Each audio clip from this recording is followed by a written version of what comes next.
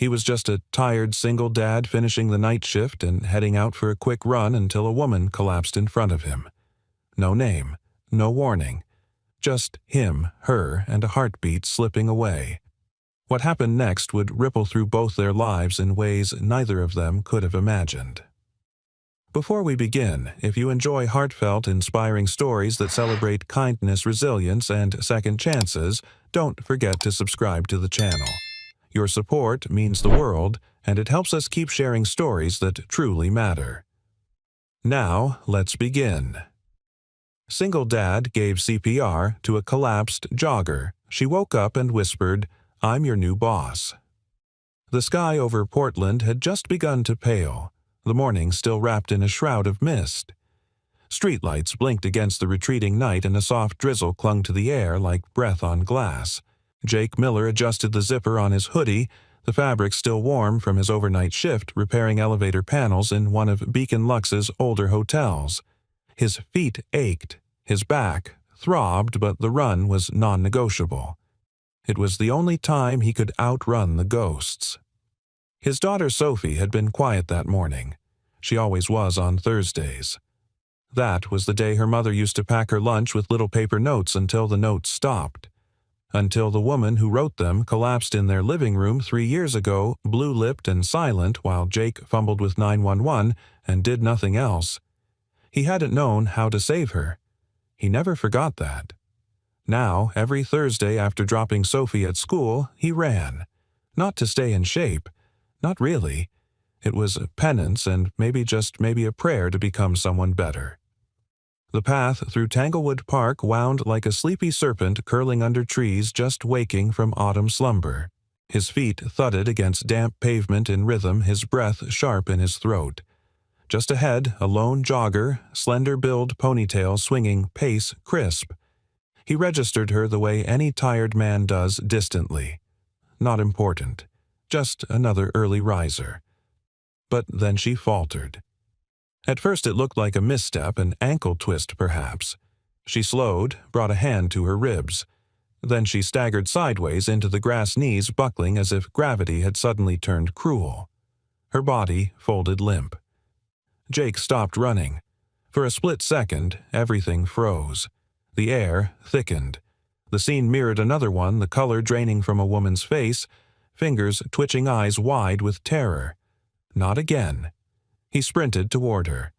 "Ma'am." "Hey, are you okay?" he called out, dropping to his knees beside her. No response. He touched her shoulder, then her neck cold. He turned her gently. Her skin was ashen, her lips tinged blue. He couldn't feel a pulse. His throat closed. Not again. Not again. Hands trembling, he yanked out his phone. No signal. Of course. This part of the park always dropped calls. He looked around. Empty paths. No joggers, no cyclists, no early dog walkers. His heart slammed in his chest. Think Jake. Do something. He tilted her chin, checked her airway. No obstruction. His brain called up the training videos he'd obsessed over after Marcy died. 30 compressions, 2 breaths. Repeat. Focus. He placed his hands on her chest and began the compressions. 1, 2, 3. He counted aloud, trying to keep the tempo. Her ribs pushed back under his palms, then gave a little. He didn't stop. His breath came harder now, both from exertion and panic. "Come on," he murmured. "Don't you quit on me. Not today. 30 compressions." He leaned down, gave 2 breaths. Her chest rose faintly. Still nothing. He repeated the sequence. Again. By the 3rd round, his arms were shaking. "Please," he said, voice cracking. "Please don't do this." A spasm. Then a gurgled inhale. Her body jerked beneath his hands. She coughed violently, eyes flying open with wild confusion. She gasped again, rolling slightly to her side. Jake fell back on his heels, his arms trembling with the rush of adrenaline. "You're okay," he panted. "You're okay. Just breathe." The woman blinked, vision blurry. Her chest heaved. She focused on him, sweat-soaked, breathing hard mud on his knees. Her lips moved, barely audible. what he asked, leaning closer. She coughed again, then whispered hoarse and strange, "I'm your new boss." Jake stared at her. "What?" But her eyes fluttered closed again, not unconscious this time, just drained, overwhelmed. Sirens echoed distantly through the park. Someone must have finally spotted them. He sat beside her, soaked in sweat, chilled to the bone, watching the woman he'd just pulled back from the edge of death. My new boss. No way. But even as doubt flickered through him, a cold certainty formed. There had been rumors about new management at Beacon Lux, a new CEO, out of state. No one had seen her yet. And now, this woman with the sleek ponytail, the expensive runner's watch, and those commanding features, she didn't look like someone who got up at dawn to jog without reason. Jake's heart thudded again, but for an entirely different reason. Because if she really was the new boss, he just saved the life of the one person who had the power to change his own. And she didn't even know his name. Jake sat hunched at the kitchen table, the soft click of the wall clock echoing louder than it should. A single bulb buzzed overhead, casting pale light across the scratched wooden surface. Sophie, 8 years old and always too observant, was coloring quietly across from him, her knees tucked under a hoodie 2 sizes too big. She hadn't said much since they got home from school. Thursdays were like that. Jake hated Thursdays. He watched her hand move slowly across the page, outlining a figure with wings and messy hair. "Is that an angel?" he asked softly. Sophie nodded, but didn't look up. "It's Mom," she said. Jake's throat closed. He reached for his mug. Cold coffee. He hadn't even realized he poured it. Sophie glanced up at him, then, tilting her head in that way she did when she was working up the courage to ask something heavy. "If you had known CPR when Mom got sick, would she have lived?" Jake flinched like he'd been struck. He couldn't lie to her. Not Sophie. "I don't know, baby," he said, voice low. "Gravel thick? Maybe." She looked down again, nodding slowly. "But now you know it right." "Yeah," he said. "I do." She didn't speak again, but he saw it in her eyes, some quiet shift. A puzzle piece fitting into place. That's how Sophie processed grief slowly inwardly, like a secret language no one else was allowed to hear. He didn't tell her what happened that morning in the park, didn't tell her that the woman he saved might be the reason he didn't get the job transfer last week, didn't tell her that when she opened her eyes and said, "I'm your new boss," his stomach had dropped not from fear, but from the strange collision of fate and irony. Later that night, after Sophie had gone to bed, Jake stood at the kitchen counter staring at the email still glowing on his phone. The subject line read, "Beacon Lux Staffing Decision. Application Status Update." He had read it 3 times already, but each word still felt like a slap. "Thank you for your interest. At this time, we have chosen a candidate whose qualifications better align with our current staffing needs." He scrolled down his thumb, brushing the screen like it could change something. He had applied to move to the daytime maintenance supervisor role. Better hours, benefits, no more late-night scrambling for childcare. Sophie could sleep normal hours. He could be a real dad again. But the rejection came 2 nights ago. And now, like some cosmic joke, he might have saved the life of the very person who signed off on that denial. Meanwhile, across town, Evelyn Hart lay in a quiet hospital room, lit only by the soft glow of a monitor and the flicker of muted news from a wall-mounted television. She wasn't watching. Her mind was looping one moment over and over. The park, the blur of light, her chest burning, the weight on her ribs, the voice counting out compressions. And then those eyes, concerned, exhausted, familiar somehow, though she knew they had never met. A knock on the door broke her trance. Her assistant, Melanie, stepped in holding a manila folder and a to-go coffee tray. "You really should be resting," Melanie said, setting the coffee down. "But I figured you wouldn't." Evelyn gave a small smile. "You know me well." Melanie handed over the folder. "You asked for the top 10 maintenance staff profiles, starting with night crews, from Beacon Lux, Portland." Evelyn opened the folder and froze. There he was. Jacob Miller, current role overnight repair technician, part-time. Previous employment contractor.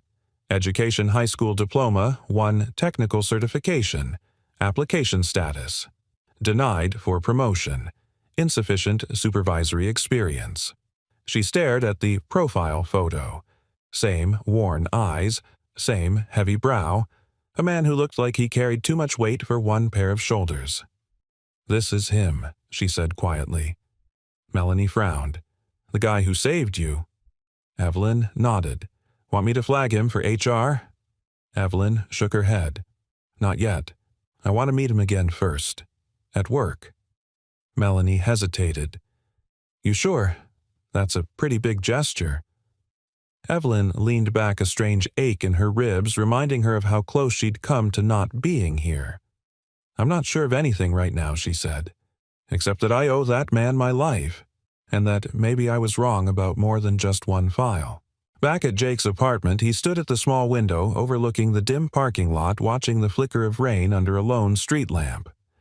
A half-done drawing of Sophie and her mom was taped to the fridge behind him. In the photo next to it, Jake's wife, Marcy, was laughing, her hand resting lightly on his shoulder. He touched the edge of the picture with calloused fingers. "I did better today," he whispered. He didn't know what would come of it. Maybe nothing. Maybe everything. But he knew one thing. When the woman he saved opened her eyes and looked at him like he mattered, like he wasn't invisible, a small part of him, long dormant, had stirred awake. Hope. Real, trembling hope. And that was something he hadn't felt in years. The steady beeping of the heart monitor was oddly soothing. Evelyn Hart lay still, her eyes half closed against the afternoon light creeping in through the hospital blinds. She hated hospitals, always had. The sterile smell, the way time folded into itself inside the walls like the world outside had paused, but no one told you. But today she didn't mind it as much, because she was alive. And that was something she hadn't taken for granted. Until yesterday. Her ribs still ached with every breath. CPR did that, apparently. She'd read it in textbooks, heard it in staff briefings, but it was different. Feeling the echo of someone's desperate effort pressing life back into your chest. Real. Human. She remembered the man's face vividly now. Strong jaw, concerned eyes, a sweat-streaked brow. Not a stranger in the moment, but something more, something familiar, almost grounding. A knock tapped softly on the door. "Come in," she said. Melanie entered, heels clicking softly against the tile, carrying 2 things, a sleek laptop and a small paper bag that smelled like real food. Smuggled in a sandwich. Turkey and Havarti. "They've got you on enough IV fluids to drown a person." Evelyn smiled faintly. "You always know what matters." Melanie perched on the edge of the visitor's chair. "Doctor says you're doing better than expected. Might be out of here tomorrow." Evelyn nodded absently, gaze already shifting to the laptop as Melanie opened it and turned the screen toward her. "You asked for the staffing shortlist. Night crew applicants. This is everyone who's applied for permanent daytime roles in the last 30 days. Evelyn clicked through the files, slowly scanning familiar formats, name, photo, position, status, rejection notes. Then she stopped. Jacob Miller. She didn't need to read the rest right away.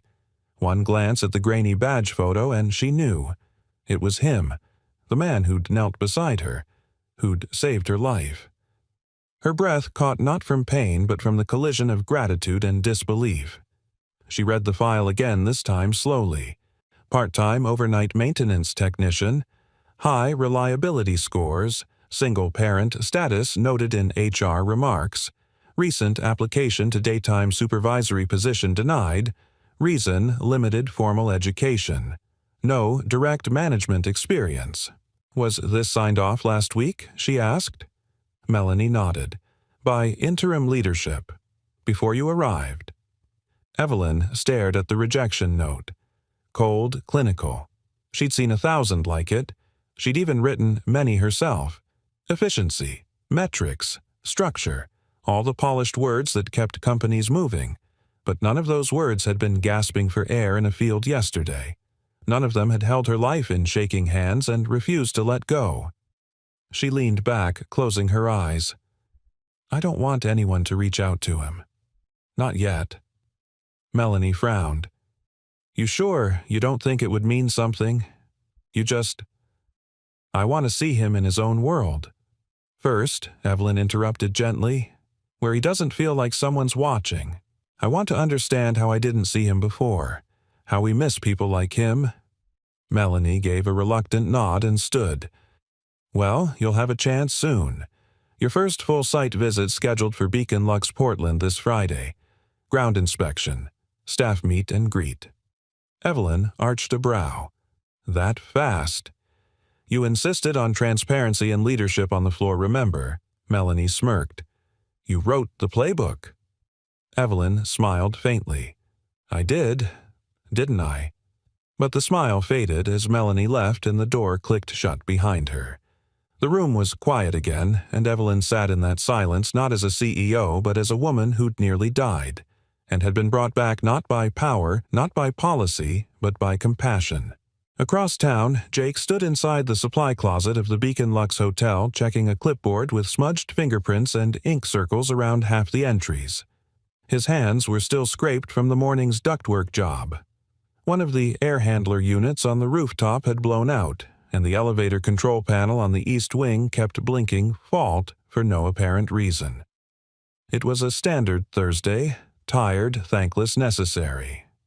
He took a sip of cold coffee from a thermos that had seen better days, then headed toward the elevator shaft toolbox swinging from one hand. The hallway was pristine polished marble floors, minimalist art pieces, LED sconces humming gently. Everything about the hotel screamed intentional luxury, except maybe the maintenance guy with oil on his collar. Jake crouched by the panel, his mind drifting. I'm your new boss. The words had rung in his ears since the park. He hadn't told anyone. Not even Miguel, the only coworker who didn't pretend Jake didn't exist. Part of him wasn't sure it had really happened, and part of him feared that if she remembered him, it might not change anything. He wasn't a resume standout. No college degree, no fancy credentials. Just a guy who showed up, fixed things, and clocked out. Who went home to a daughter and tried to make her believe the world was still good. He'd applied for the daytime shift not because he wanted to climb, but because he needed to be present for Sophie. School pickups, homework help, a decent bedtime. He didn't want to chase prestige. He just wanted to be there when she needed him. But Beacon Lux didn't care about bedtime stories. Jake sighed, closing the panel and tightening the last screw. As he stood up, he didn't notice the elevator doors down the hall slide open, or the tall woman stepping out flanked by her assistant and two mid-level managers in suits. Evelyn Hart stopped mid-step when she saw him, her heart catching in her chest. He looked just like he had that morning, tired, focused, unaware of anyone watching. Only now the fluorescent hallway lights flickered off his shoulders like armor. Melanie whispered, "That's him." Right. Evelyn didn't answer. She didn't need to, because something had shifted inside her, something unspoken and profound. And for the first time in years she felt the sting of humility, the realization that sometimes the people who carry the most weight are the easiest to overlook. She stepped forward, but not to speak yet. She wanted to see him, really see him first. And when the moment was right, she'd make sure he knew. She remembered everything. The Beacon Lux lobby was a masterpiece of understatement. Clean lines, warm wood accents, and soft jazz floating through the air like invisible perfume. Guests with designer luggage glided across polished floors while staff offered practice smiles, never breaking rhythm. Jake didn't belong here. Not really. He stepped out of the service hallway with a mop handle in one hand and a wrench sticking from his back pocket, sweat clinging to his temples. The suit-clad guests didn't even glance his way. That was the job stay invisible fix things before anyone notices they're broken. "Hey, Miller," a voice called. Jake turned. It was Russell Hines, operations manager. Late 40s, gelled hair smile that didn't quite reach his eyes. Jake straightened slightly. Morning. Russell looked him over. Air handler on 5 still giving us trouble. Should be back online within the hour. Russell nodded slowly. That's good. Try not to use the guest elevators in the meantime. We've got corporate upstairs. Jake gave a clipped nod. Understood. Russell lingered, eyes sharp. Big visit today. New leadership wants to shake hands with the staff. Word is the new CEO might actually step foot into the boiler room. Imagine that. There was a faint smirk on his lips as he turned and walked away, but Jake didn't take the bait. He'd been around long enough to know how this worked. Upper management made appearances, handed out lukewarm praise, and disappeared behind mirrored doors again. He didn't expect anything different. Still, as he headed back into the staff corridor, something buzzed low in his gut like a wire humming before it sparked. Evelyn walked the hallways of the hotel slowly, her heels muffled against plush carpet. Every wall, every corner spoke of design decisions she had once signed off from 1,000 miles away. Now it felt foreign. She stopped outside the maintenance wing, flanked by Melanie and Russell. "I want to see where the repair staff works," Evelyn said. Russell hesitated, then forced a smile. "Of course, just keep in mind, ma'am, it's not exactly guest-facing."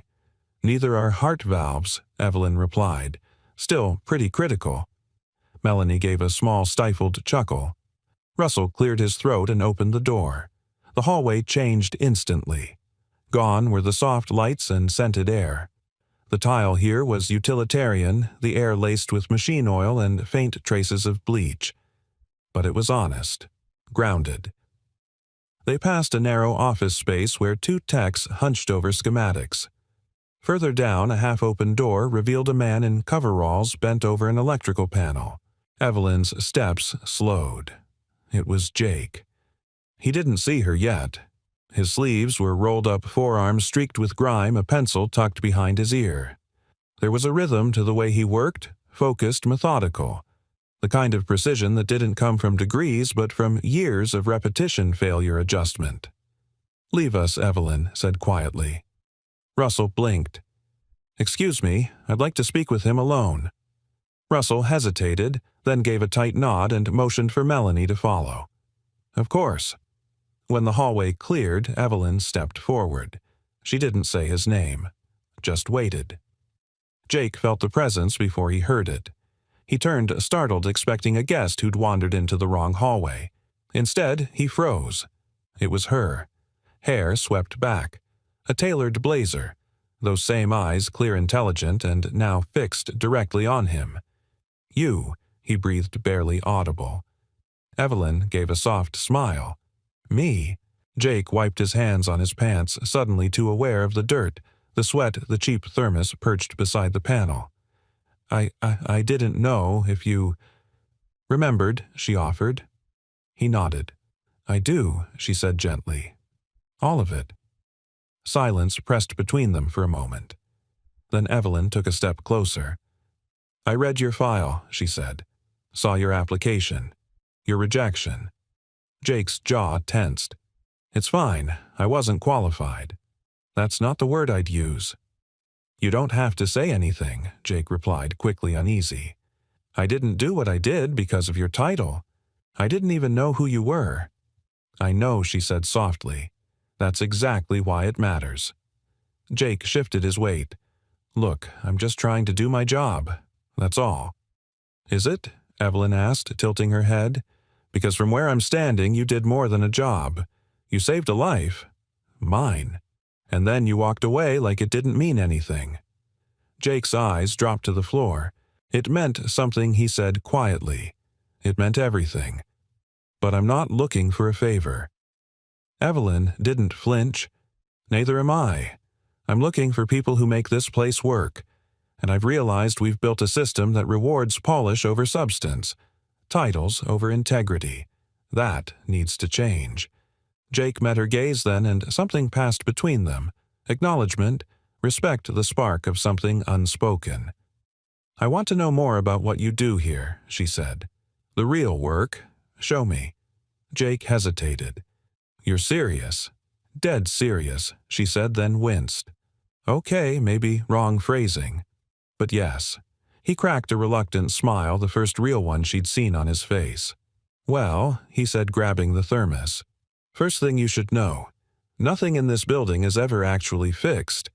We're just always buying time. I can work with that, Evelyn replied. As they disappeared down the hallway together, the stark divide between suits and overalls boardroom and boiler room began quietly to dissolve. And for the first time, both of them felt it. Something was changing. Not just policies, not just job titles, but something deeper. And it had started with an act of kindness neither of them saw coming. The hallways of Beacon Lux shimmered with quiet opulence.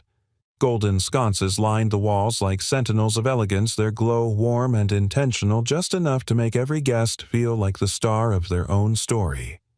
But down a service corridor behind the East Wing ballroom, a flickering light bulb interrupted the illusion. It buzzed every few seconds, struggling against its own obsolescence. Jake stood beneath it on a metal stepladder, wrench in hand, shoulders tense from holding the same position for 20 minutes. His phone buzzed again on the floor next to him, and this time he cursed under his breath. He climbed down, checked the screen. Voicemail from the school. Again. Jake tapped the message and pressed the phone to his ear. Sophie's principal, calm and professional as always, informed him that his daughter had been held past dismissal due to a substitute bus driver mix-up. She was safe and waiting in the main office. Jake glanced at his watch. Already an hour past school end. He squeezed his eyes shut. It had been his biggest fear when applying for the day shift that he wouldn't be able to balance everything. And now, here he was running on caffeine and adrenaline, trying to keep elevators from shorting out while his daughter sat alone under fluorescent lights waiting for a ride that never came. He grabbed his bag and hurried toward the maintenance office where Miguel, his only real friend at work, sat eating chips straight from the bag. "Cover for me," Jake said, breathless. 15 minutes. Miguel looked up. "Kid, trouble." Jake nodded. Miguel didn't hesitate. "Go." Sophie sat curled in a too-big chair backpack at her feet, hugging a well-loved stuffed rabbit. She looked up when Jake rushed in, breath caught in his chest.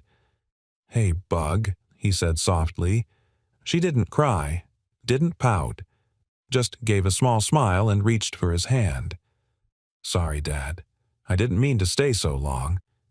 Jake knelt in front of her, brushing her hair back. "It's not your fault.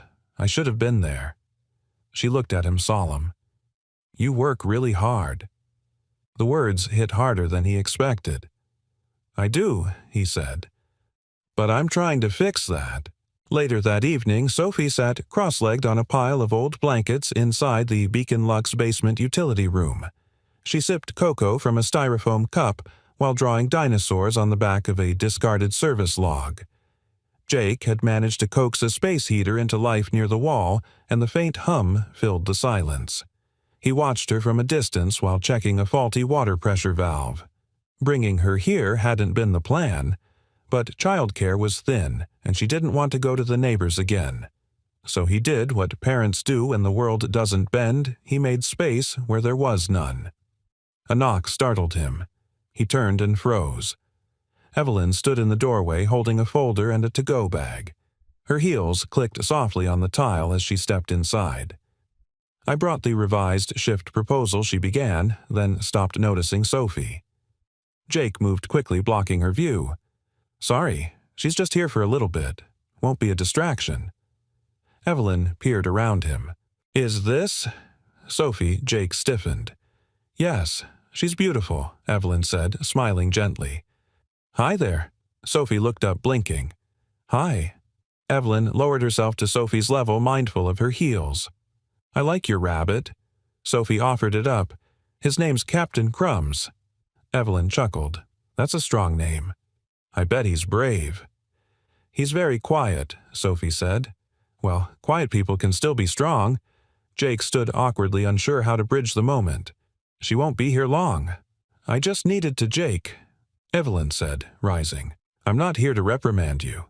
He nodded slowly. She handed him the folder. "This is the modified position outline. A hybrid role, split shifts, flexible clock-ins. Based on your feedback. Jake looked down at it, heart-thudding. You'd let me make my own hours. Within reason, she replied. So long as the work gets done, and I've seen enough to trust that it will. Jake stared at the pages, stunned. This doesn't usually happen, he said. I know, Evelyn replied, but it should. They stood in silence a beat longer than needed. Then Sophie called out, Dad, the light. Over there's flickering. Jake sighed. It's probably the ballast again. I'll fix it. Evelyn looked toward the corner. Do you mind if I help? Jake blinked. You want to fix a light? She shrugged.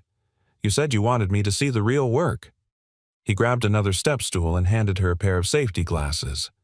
You ever used a screwdriver before I've managed a boardroom? How hard can this be?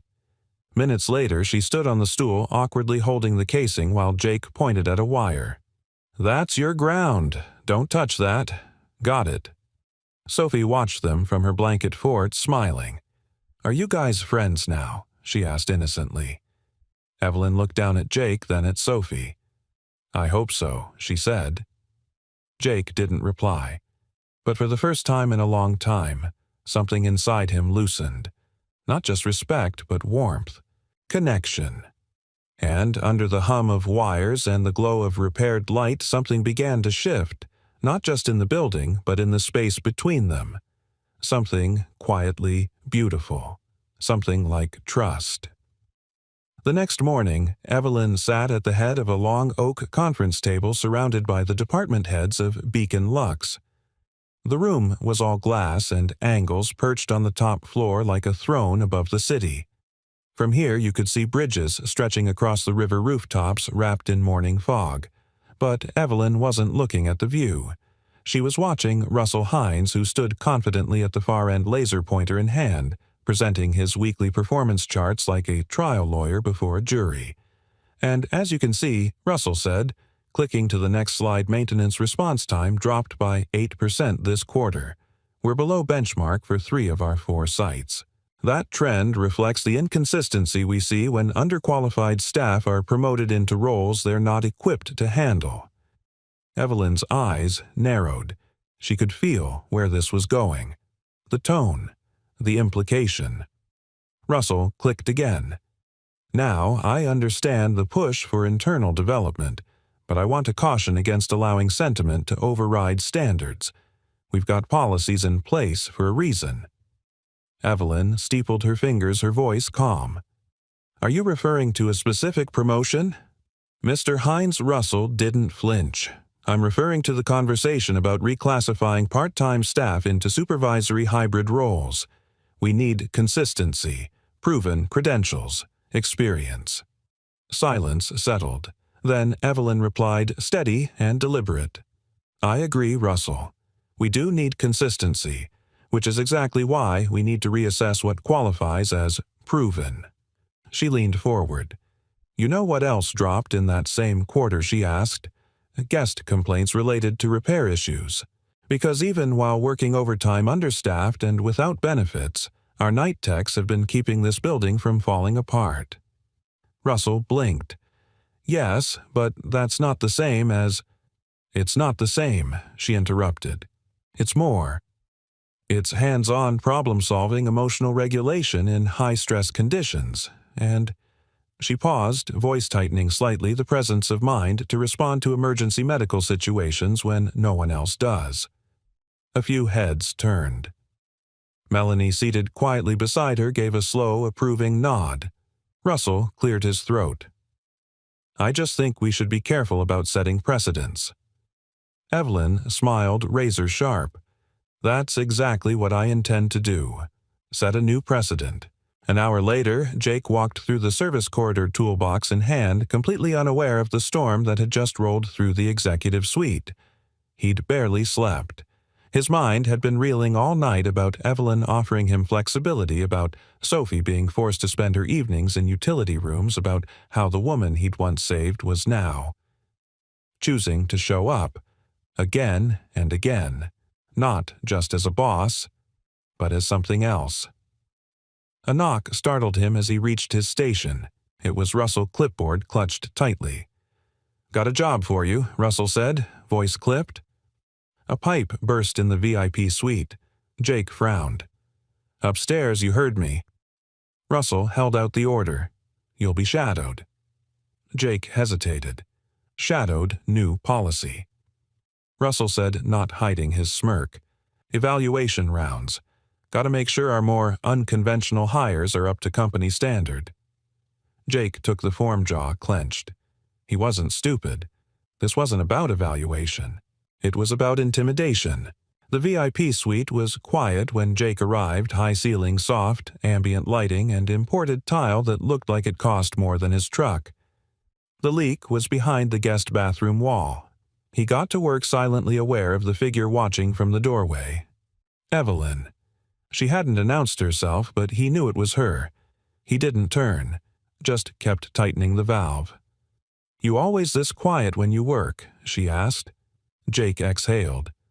"Only when someone's trying to decide if I'm worth the risk." There was a pause. Then, "You're not a risk to me, Jake. You're a reminder." He turned finally. Of what she stepped into the room. No clipboard, no pretense. That everything I was taught to value degrees, suits, polish, none of it brought me back when I collapsed in that park. Her voice softened, but a man in a hoodie with scraped hands did. Jake looked away. "I'm not some hero, Evelyn. I was scared out of my mind. I almost didn't even know what to do." "But you did," she said. "That's the point." He stared at her, then something unspoken passing between them again, fragile as thread. Not romance, not yet, but recognition. Two people from different worlds meeting on a bridge of shared imperfection. Evelyn stepped closer. "Tell me what you'd change," she said. Jake blinked. "What in this place? If you had the chance. Don't filter. Don't defer. Just say it." Jake hesitated, then shrugged. "I'd stop treating maintenance like background noise. Give people full-time status if they're showing up like it. Pay for certification classes.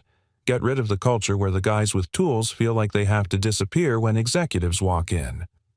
Evelyn's eyes didn't leave his. Noted. And she meant it. That night, Evelyn returned to her hotel suite. She stood at the window staring down at the quiet hum of the city. She thought of her first year in business school, how she was taught to lead with numbers, never feelings. Yet, none of those metrics had saved her that morning in the park. A pair of rough hands had. She poured a glass of water, sat on the couch, and pulled out Jake's original application. It didn't list Ivy League schools or elite internships, but it had notes in the margin from HR: always punctual, never complains, works overtime when others refuse, polite, doesn't escalate conflicts. In short, the kind of employee who holds the whole place together quietly. Evelyn circled one line with her pen, then wrote 2 words in the margin beside it: rescue worthy. Only this time she was the one preparing to do the saving, not just of Jake's career, but of a system that had forgotten how to see the people holding it up. Jake stood at the kitchen counter, shoulders hunched, his hands wrapped around a chipped mug of coffee that had gone cold an hour ago. The apartment was still. Sophie had fallen asleep on the couch with her sketch pad resting on her chest, her bunny tucked beneath her arm like a little talisman of safety. The television murmured quietly in the background, casting a gentle blue glow across the worn carpet. His eyes were fixed on the envelope in his hand. It wasn't bulky, just a few sheets of paper inside, but it felt like it weighed 100 pounds.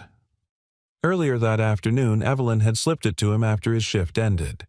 No grand announcement, no audience, just her and Jake standing in the alley behind the hotel where delivery trucks rumbled past and pigeons fought over breadcrumbs. "This is yours," she'd said simply. "Read it when you're ready." Now he wasn't sure he'd ever be. Jake peeled the flap back slowly, breath held. He unfolded the documents: a formal offer of employment, full-time salaried hybrid hours, health benefits, paid training for additional certifications, and the title Senior Facilities Supervisor. He blinked at the words. It didn't feel real, until he reached the end and saw her signature, Evelyn Hart, CEO, written in her sharp, deliberate hand. The mug slipped from his fingers and hit the sink with a thud. He rubbed his temples, overwhelmed by 1,000 tangled thoughts. This was everything he'd asked for, everything Sophie needed, a life raft in the middle of a sea he'd been treading for too long. So why was he hesitating? At dawn, he walked Sophie to school. She skipped alongside him, swinging her lunchbox, humming something from a cartoon he didn't recognize. The morning air was crisp-touched with the smell of wet leaves and coffee from the corner cart. "Dad," she asked halfway to the gate, "do you think I could ever be a boss like that lady with the nice shoes?" Jake smiled despite himself. "You mean Evelyn?" Sophie nodded. "She's really pretty. And she listens." Jake stopped walking. He looked down at his daughter, bright-eyed, hopeful, sharp as ever. "Yeah," he said quietly. "She does." Sophie tilted her head. "Are you gonna say yes?" Jake hesitated. To what he asked, testing her. "The new job. The one that lets you come to my class play. You keep thinking about it like your eyebrows are broken." Jake laughed, covering his mouth. "Yeah, I guess I do that." Sophie stepped closer and took his hand. "You don't have to be scared, Dad. You already saved her life. That's way harder than paperwork." He looked at her, his heart twisting. And that's when he realized what the fear really was, not about failing the job or stepping into something new. It was about being seen. Truly seen. Not just as a worker in the background, but as a man who mattered. A father trying his best. A person worthy of investment. That kind of visibility was exhilarating and terrifying. Later that day, Jake returned to Beacon Luck's contract in hand throat tight. He passed the lobby with its marble and gold past the concierge, who finally nodded at him like he was more than just the maintenance guy, and headed toward the executive floor somewhere he'd never been, not once in all his years of working here. Evelyn's office was sleek modern. Glass walls, a low couch in the corner, a single-framed photo on her desk, her and a younger brother both in hiking boots grinning at the summit of some forgotten mountain. She stood when he entered. "I read it," Jake said, holding the contract. She didn't speak. Just waited. He exhaled. "I want to say yes. I do. But I need to ask you something." "Of course." "Why me?" The question hung in the air. Evelyn crossed her arms, her voice soft but unwavering. "Because you've been doing more than your job for a long time and no one bothered to notice. Because you think like a leader, but carry yourself like a servant. Because when everything went wrong, your instinct was to act, not to ask who was watching." She paused. "And because Sophie deserves to see that people like her father are worth betting on." Jake swallowed hard. "That's a good answer," he said, voice thick. "Then let me ask you something," Evelyn said gently. "Why are you still afraid?" He looked down, flexing his fingers. "Because if I mess this up, it's not just me who falls." Evelyn stepped forward, reaching for the contract. "Then we build it so you don't have to carry the whole weight alone." Their eyes met. And in that moment, Jake realized that the offer she'd made wasn't just about a promotion or a paycheck. It was about trust. She was offering him a place in the story, not as a background character, but as someone who could help rewrite it. He took the pen she handed him and signed his name. That night at home, he found Sophie drawing again. This time it was a hotel with a rainbow over it and 3 little stick figures beneath. One tall with a toolbox, one medium with heels, one small with a rabbit. Jake knelt beside her. "What's this one?" Sophie beamed. "That's you. That's the lady boss. And that's me. We all work at the hotel now." He stared at the page, warmth blooming in his chest like a light finally flicked on. "You know what he said? What I think that's my favorite picture yet." And for the first time in a very long time, Jake Miller felt like maybe he was exactly where he was meant to be. The clanging of metal pipes echoed through the basement hallway like distant thunder. Jake bent over a faulty valve, tightening a rusted coupling while sweat dripped from his brow. It was barely 10 a.m., and the new role, only 3 days old, already felt like wearing shoes 2 sizes too big. He'd been promoted. He had a title now. But most days it still felt like he was pretending, navigating meetings, juggling repairs, answering emails filled with acronyms he hadn't seen since high school. And today, things had gone wrong. Very wrong. He heard the elevator ding above him and knew without checking Russell had arrived. Jake cursed under his breath, wiped his hands on his jeans, and straightened just as the man himself strode into the mechanical room, expression smug and tight-lipped. Senior Facilities Supervisor Russell greeted voice-dripping sarcasm. "Nice title. Shame about the blacked-out East Wing." Jake flinched. "I'm working on it." "Are you?" Russell gestured sharply behind him. "Because half of our VIP guests just filed service complaints. Lights flickering, room temperatures fluctuating. That's not minor." Jake tried to keep his voice level. "It's a cascade fault. The building's wiring is outdated. If you want the full solution, we need to replace the relay junctions, not just patch them." "Ah," Russell smirked. "So the solution is spending thousands of dollars and weeks of downtime. Sounds like someone's angling to make excuses instead of taking responsibility." Jake's jaw tightened. "I'm not making excuses. I've logged every work order, and I've stayed overtime every night this week." Russell stepped closer. "Let me tell you what I see: someone who got bumped up because the CEO got sentimental, and now the system's cracking, just like I warned." Jake's hands clenched at his sides. His chest burned not just from anger but from the weight of every invisible pressure pressing down on him.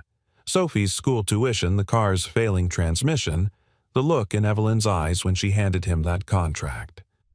"I'm doing everything I can," Jake said through gritted teeth. "Maybe everything you can just isn't enough," Russell shot back. For a beat, silence pulsed between them. Then Jake turned, walked past him and out into the hallway. He needed air. Real air. Not fluorescent lights and recycled HVAC frustration. He passed the lobby without looking at anyone, stepped out into the alley behind the building, and braced his hands on his knees. His mind spiraled. Maybe Russell's right. Maybe I don't belong here. Maybe this job was meant for someone with a degree, a resume, a polished suit, and the right vocabulary. Then he remembered Sophie's words. "You already saved her life. That's way harder than paperwork." But in this moment, it didn't feel like enough. Back upstairs, Evelyn scrolled through her inbox when Melanie rushed in. "There's an issue," she said, serious. What kind of issue? Russell cornered Jake downstairs. Words spreading staff are talking. Apparently, Russell implied Jake's promotion was a favor. Morale's shaking. Evelyn stood, fury tightening behind her ribs. "Where's Jake now?" "He left the floor. No one's seen him for 20 minutes. Evelyn grabbed her coat. "Clear, my next 2 hours." She found him near the loading dock, sitting on an overturned bucket behind a stack of cleaning supplies. His shoulders were slumped, his eyes on the pavement. She didn't speak right away, just stepped into the quiet with him. Finally, he looked up. "Should have known better than to think I could carry this." "You're not supposed to carry it alone," she said. He let out a bitter chuckle. "That's easy to say from your chair." Evelyn sat beside him, ignoring the dust and cold. "You think I haven't been called names behind my back? That I didn't hear people whisper that I only got this job because my father was a real estate legend?" Jake turned to her, surprised. "My first month on the job," she continued, "one of my regional VPs introduced me at a meeting and said, 'This is our new CEO. Don't worry, she looks young, but she's got bite.'" Everyone laughed. I didn't. Jake's gaze dropped. "What did you do?" "I rewrote every policy they used to keep quiet employees buried. Then I promoted the night shift janitor to daytime floor supervisor after I saw him de-escalate a panicked guest better than 3 managers combined." Jake snorted. "That sounds familiar." Evelyn smiled. "Jake, you didn't get this job because I owed you. You got it because you earned it. And yes, Russell's pushing back. He's scared. Of what? of the fact that someone like you who leads with integrity and action challenges everything people like him hide behind. Jake stared ahead, brow furrowed. Evelyn reached into her coat pocket, pulled out a folded piece of paper. I had HR pull the maintenance logs. Do you know how many issues you resolved last week? He shrugged. 17. Personally, including 3, no one else noticed. Jake blinked. You didn't fail today. You exposed a weakness the system's been ignoring for years. And if you'll walk back in there with me, I'll make sure everyone knows that. He looked at her, something softening behind his eyes. I don't want to fight. This isn't a fight, she said. It's a shift. That afternoon, Evelyn called an all-staff meeting, something rarely done midweek. Employees filled the break room, curious, uneasy. Russell stood in the back, arms crossed. Jake stood near the door, unsure whether to step forward. Evelyn didn't wait. I want to address the electrical outage, she said, and I want to thank the man who identified a decades-old systems flaw and prevented a larger failure. She turned to Jake. Jake Miller didn't cause a breakdown. He caught one. And, starting next quarter, he'll lead a facilities modernization team to rebuild what should have been replaced years ago. Gasps, murmurs, then applause. Jake flushed, stunned. Melanie beamed. Russell turned pale. Evelyn met Jake's eyes as the room applauded louder. And for the first time since that morning in the park, he didn't feel like a man who'd merely survived something. He felt like someone who had changed something. The apartment was quiet that night. Not tired quiet or end-of-day quiet, but the kind that lingers after something big happens. A stillness wrapped in reflection. Jake sat on the couch, his dress shirt unbuttoned at the collar, the top button left open like a small rebellion against everything he'd carried all day. Sophie lay curled beside him, her head on his shoulder, a bedtime story resting forgotten in her lap. Outside the window, rain tapped gently against the glass, the city humming its lullaby of passing cars and distant voices. I heard you clapped today, Sophie said softly. Jake looked down, smiling. You heard Mr. Miguel texted me. Said you saved the building. Jake chuckled. That's a bit dramatic. Sophie tilted her head. But you fixed something important. I pointed out something broken. That's all. That's kind of the same. He paused. It wasn't about the lights or the outage. It was about the silence, the quiet neglect that came from years of looking at problems and thinking, that's just the way it is. Jake had always fixed what he could reach. But now, for the first time, he had the tools and the authority to fix what others had chosen to ignore. Sophie stirred beside him, then sat up, cross-legged, her face serious in the dim light.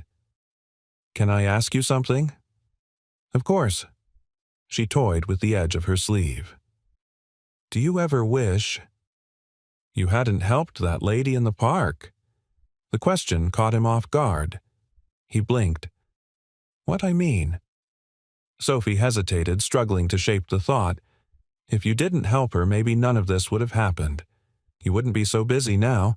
You wouldn't be working late or getting in trouble with mean guys like Mr. Russell. You wouldn't be so tired. Jake stared at her, then gently reached out and tucked a strand of hair behind her ear. Sophie, he said, I've never not for 1 second regretted helping her. But what if everything gets too hard, she asked. What if people don't like you being the boss? What if it all goes back to how it was before? Jake thought for a long moment. Then he nodded slowly, speaking with the kind of quiet certainty only a father can manage. If I hadn't helped her, he said, I might have kept my head down forever. I might have told myself I didn't matter, that showing up was enough. But that moment, it reminded me that doing the right thing, even when no one's watching, still changes the world. Sophie looked at him with wide eyes. Even if the world's really big? He smiled. Especially then. They sat like that for a while, her head resting on his chest again, his hand gently stroking her hair. The TV flickered in silence, a paused screensaver casting soft colors on the walls. Eventually she murmured, I think she was meant to fall near you, Dad. He swallowed against the lump in his throat. Maybe I was meant to be there for her. The next morning, Jake arrived early, too early, even for a maintenance supervisor. The lobby was still waking up, lights flickering on one by one, front desk yawning behind smiles, fresh flowers arriving from the delivery truck. He walked the halls slowly, not with the anxiety of a man out of place, but the steady gaze of someone who finally owned his purpose. Evelyn was already in her office reviewing project timelines for the facility's modernization task force. She looked up as he knocked on the glass wall. "You're early," she said, standing. "Couldn't sleep." She gestured for him to come in. Jake sat, pulling a folded paper from his jacket pocket. "This is a blueprint I drew up last night. Just ideas for emergency protocols. Clearer signage in the stairwells, maybe some bilingual notices. I figured if we're going to do this right, we should start from the ground up." Evelyn studied the sketch. Hand-drawn, neat block letters, little notes in the margins. Thoughtful. Real. "I like it," she said. "It's human. Practical." Jake shrugged. "That's how I think." "Don't change that," she said softly. "I've sat through enough presentations with buzzwords and pivot strategies. I'd rather work with someone who understands what it's like when a wire fails at midnight." Jake smiled faintly. "Appreciate that." They were quiet for a moment. Then Evelyn leaned against her desk. "I've been thinking about something," she said. "You helped me when I was vulnerable. Not because you wanted anything, but because it was right." He nodded slowly. "Well, now it's my turn to help you do the same for others," she said. "This modernization plan.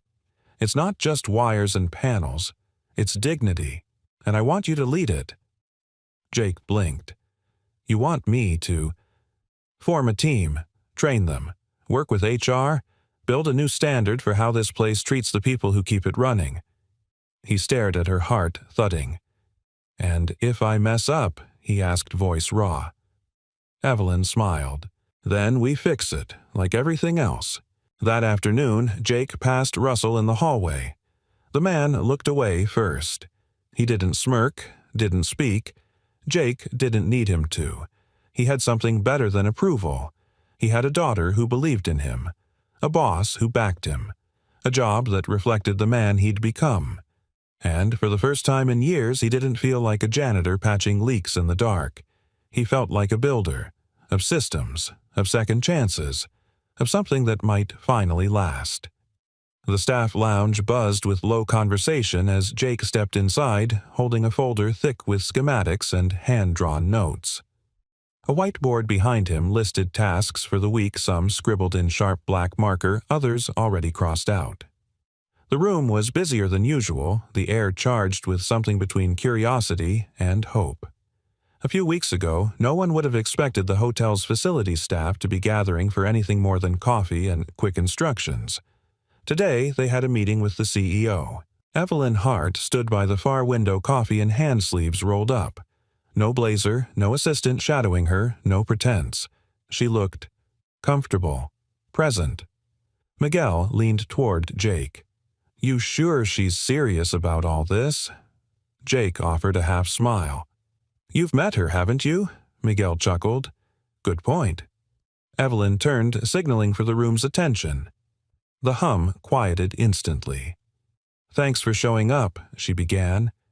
"I know it's not every day corporate invites you to speak freely, and I know it's not always easy to believe when leadership says, 'We're listening.' But I'm here to tell you, we are." She paused, glancing around the room. "We've been running this hotel on outdated equipment and outdated thinking. Both need to change. So today isn't about presentations, it's about perspective. I want to hear what's really happening behind the walls, what you need, what's broken." For a beat, no one spoke. Then one hand rose. It was Carla, an HVAC tech who'd worked there for 9 years. Her voice was firm. "We need tools that aren't 20 years old. We spend half our time trying to fix our equipment just so we can start fixing the real problems." Another tech chimed in. "We've been patching insulation with duct tape." Someone else. "The supply room leaks every time it rains." Evelyn nodded, jotting things down on a notepad. She didn't interrupt. She didn't deflect. She absorbed. Jake watched from the back, his chest swelling not just with pride, but with something deeper validation. This is how it should be, he thought. This is how dignity starts by listening. Then Evelyn turned to Jake. "Jake," she said, "you've been here the longest. You've seen this place at its worst. What would you change if you had no restrictions?" Jake stepped forward, clearing his throat. "I'd build a culture where no one feels invisible," he said, "where maintenance isn't treated like a background process but part of the experience. Guests don't see us, but they feel what we do. Every light that works, every door that opens, every emergency that doesn't happen, that's because of this team. We deserve to be more than a line item on a spreadsheet." The room went quiet. Evelyn's eyes shimmered, but she blinked it back and smiled. That's the kind of answer that rewrites handbooks. She stepped forward and pulled a folded sheet from her pocket. "This," she said, "is a signed executive order. Starting next quarter, we're increasing our facilities budget by 40%. We're implementing paid training for certification, scheduling quarterly wellness reviews, and restructuring internal promotion pathways, so you don't need a business degree to move up, you just need integrity and proof of impact." A gasp rippled through the room. But Evelyn wasn't done. "And we're retiring the old staff evaluation format, replacing it with something we'll co-design with your input. Because who better to shape how success is measured than the ones delivering it?" For a moment, no one moved. Then someone clapped. Then another. And then the room erupted applause, echoing against the walls like thunder. Not polite, not obligatory, but earned. Jake looked at Evelyn. And that's when he saw it. A single tear. She turned slightly, brushing it away as if it didn't belong. But it did. And Jake knew it wasn't just the moment getting to her, it was the journey. From collapse to transformation. From being saved to leading with intention. After the meeting, as the room slowly emptied, Evelyn stepped outside for air. Jake followed. They stood side by side overlooking the small courtyard beyond the loading dock. Light rain sprinkled the bricks. "You cried in there," Jake said gently. Evelyn didn't deny it. "I did." Jake looked at her sideways. "Didn't think CEOs were allowed to do that." Evelyn chuckled. "They're not. But I stopped caring about allowed the day a man with grease on his face knelt in the mud and brought me back to life." They were quiet for a long moment. Then Evelyn turned to him, voice soft. "You know, that day when I woke up in the park, I didn't remember my title, or the company, or what flight I'd missed. I just remembered the sound of your voice counting, willing me back. That's what stayed." Jake didn't know what to say, so he said the only thing he could. "I'm glad you stayed." She met his eyes, the air between them humming with something unspoken. Not romance, not yet, but something that looked a lot like trust. A future forming not out of convenience but of respect and shared ground. "I meant what I said," she added, her voice stronger now. "You didn't just catch a failing wire that day, you caught me, and now I want to help build something that catches others before they fall." Jake nodded, the weight in his chest finally easing. "Then let's build it."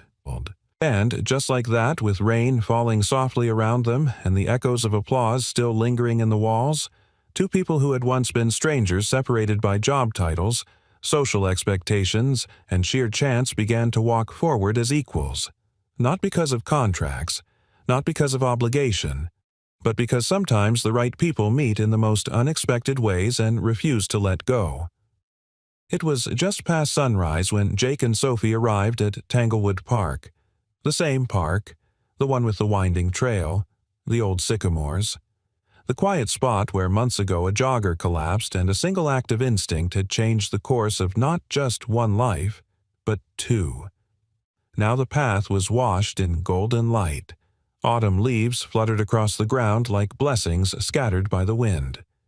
Jake held a thermos of coffee in one hand, Sophie's hand in the other. She wore her favorite blue coat and a paper crown she'd made in class for Hero Day. "I told them my dad's the best kind of hero," Sophie said, swinging their hands. "The kind who fixes stuff. not just machines, but people too. Jake chuckled. That's a pretty high bar, kiddo. You met it, she said simply. They turned the bend, and there she was.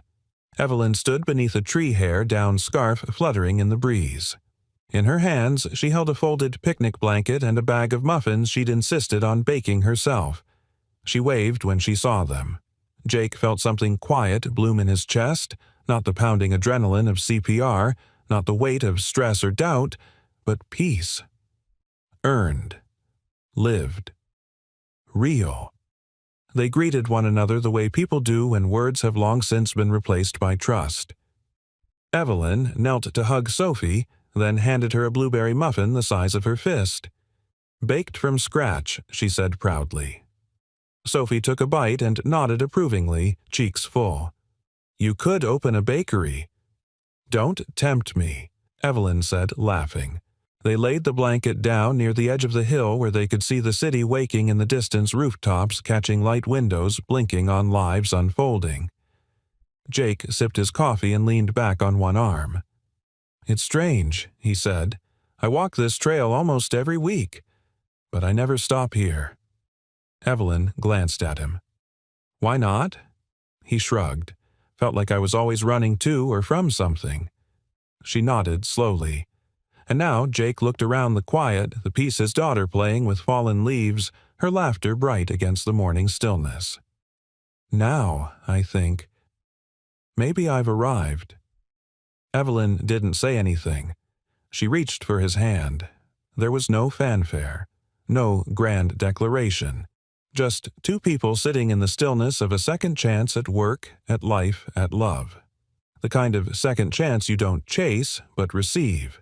The kind you only recognize when you've lost something first. Back at the hotel, the change was palpable. The facilities team had a renovated workspace complete with ergonomic stations and natural lighting. The staff now wore name badges with not just their positions but a line beneath that read, Team Member, Culture Builder, Backbone. Guests noticed. Reviews improved. But more importantly, morale soared. Jake oversaw the new mentorship program pairing experienced technicians with younger hires. His evenings were spent with Sophie attending her school play, helping her build solar system models out of papier-mâché. Evelyn continued leading not from a pedestal, but from the ground. She walked the hallways daily, asked for names, listened for real answers. She cried less, but when she did, it wasn't from pain. It was from joy, fulfillment, and sometimes from disbelief that a fall on a cold morning had become the foundation of something lasting. One evening in late winter, Jake returned home to find Sophie sitting at the kitchen table writing something with intense concentration. She looked up and beamed. I'm writing a story for school, she said. It's called The Man Who Brought People Back to Life. Jake smiled, hanging up his jacket. Sounds like science fiction. She shook her head. It's not. It's about you. He froze. Because you didn't just bring her back, Sophie said softly. You brought you back. And me too. Jake sat across from her, heart full. I don't know what to say to that, he murmured. Just keep being you, she replied, simple as breath. A few weeks later, Evelyn invited Jake and Sophie to a ribbon-cutting ceremony for the newly renamed building annex. They thought it would be something small. It wasn't. Banners waved, staff gathered, reporters snapped photos. And then Evelyn stepped forward and pulled away the black cloth covering the new bronze plaque. The Miller Wing. Dedicated to resilience, humility, and the quiet heroes who make everything work. Jake stared at the name. His name. Tears stung his eyes. I didn't know, he whispered. Evelyn took his hand. You never asked for recognition, she said, which is exactly why you deserve it. Sophie stood beside them, holding his other hand. She looked up and whispered, Told you. Hero. As the crowd dispersed and the sunlight dipped behind the rooftops, Jake stood at the edge of the plaza, watching the name gleam in the fading light. He thought back to the morning of the park. The moment he ran. The breath he gave. The hand he held. And how it had all come back to him in ways he could never have imagined. Not just a job, Not just a second chance, but a purpose, a partnership, a life. And in that golden hour glow, he finally understood. Sometimes it's not the breath you take that saves you. It's the one you give. The breath that changed everything. We'd love to hear your thoughts. What part of the story moved you the most? And where are you watching from? Drop us a comment below. We read every single one. If this story touched your heart, consider subscribing to the channel for more inspiring tales like this one. Your support helps us keep bringing these moments to life. Thank you so much for watching. Until next time, take care, be kind, and never underestimate the power of one small act.